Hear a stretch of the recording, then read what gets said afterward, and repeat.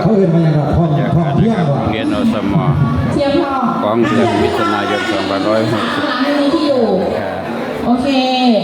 นะครับ มาค่ะมา โต๊ะ ค่ะ โต๊ะพับด้านหลังนะครับเก็บเลยก็ได้ครับ เก็บเลย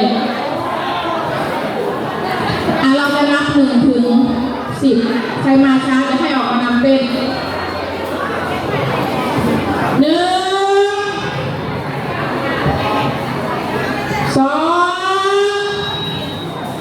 2 ท่านจะเป็นผู้นำเต้น3วันนี้เป็นโครงการนะคะรบกวนมีช่างภาพถ่ายภาพด้วยนะคะ4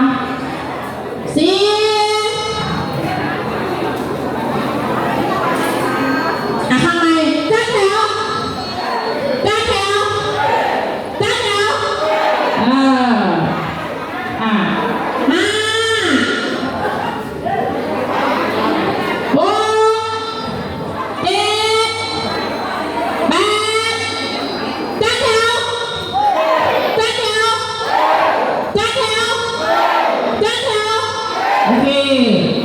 ถ่ายรูปด้วยนะคะ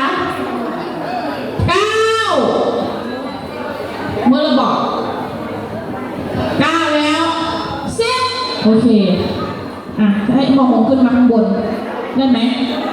เป็นข้างล่างเดี๋ยวขอทีมแอโรบิกแดนคำยาง3 ท่านใครที่เป็นแอโรบิกแดนของคำยาง3 คนมาเร็วที่ไปแข่งกันนะหมู3ไม่มีใส่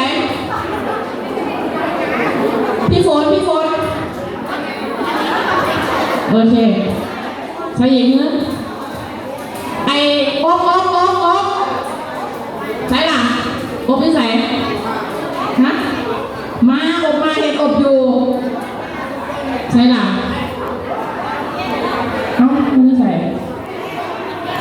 มาเร็วมานำเต้นกันมา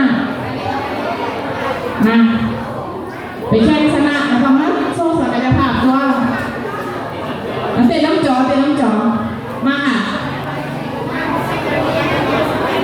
ก่อนที่เราจะไปวิ่งนะคะเราจะทำการยืดเส้นก่อนเนาะ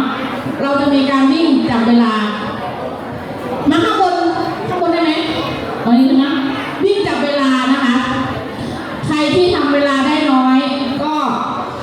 เดี๋ยวกลับไปพัฒนาตัวเองนะคะ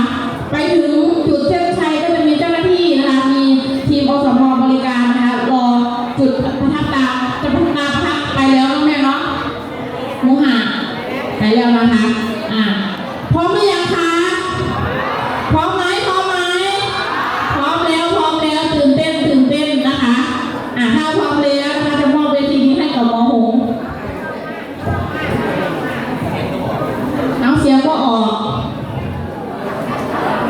เสียงดูสายเสียงมาได้เนาะเป็นคลิปนี้เนี่ยเราจะใช้เวลาวอร์มแค่5 นาทีค่ะใครที่ชอบตื่นมาออกกำลังกายตอนเช้าก็อยากจะแนะนำให้วอร์มร่างกายกันก่อนเนาะโอเคถ้าพร้อมแล้วนะคะมาเริ่มกันเลยรู้สึกกันก่อนถ้าได้เดี๋ยวมาเริ่มวอร์มในส่วนของคอก่อนค่ะนี่เริ่มจากหัวก่อนนะคะเราจะเอียงคอไปด้านซ้ายขวาและก้มขึ้นและแหนแบบนี้นะคะทำไปเลยค่ะซ้ายขวาก้มเงยแบบนี้ค่ะทำไปเรื่อยๆนะคะจนครบ30 วินาทีแล้วก็จะเปลี่ยนท่ายังตรงๆนะคะเป็นตัวไว้เราจะก้มแค่คอนะคะ อันบ้า ซ้ายขวา วันนี้ ก้ม เรียนอสมของเดือนมิถุนาย